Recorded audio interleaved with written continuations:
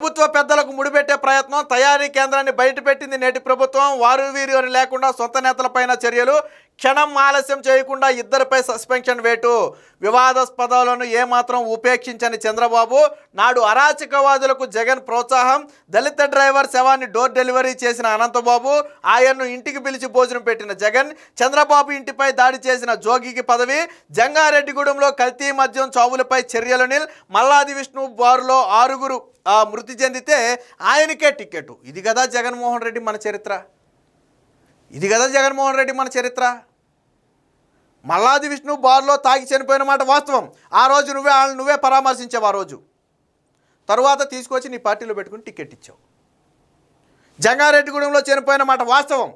ఎక్కడ కల్తీ మద్యంతో చనిపోయారు అంటే ప్రభుత్వం కూలిపోద్దని భయమేసి అసెంబ్లీలో ఏం చెప్పావు? నువ్వు కరోనా మరణాలని చెప్పావు. మీ నాయకులు బయటకు వచ్చి ఏం చెప్పారు? శానిటైజర్ తాగి చనిపోయారని చెప్పారు.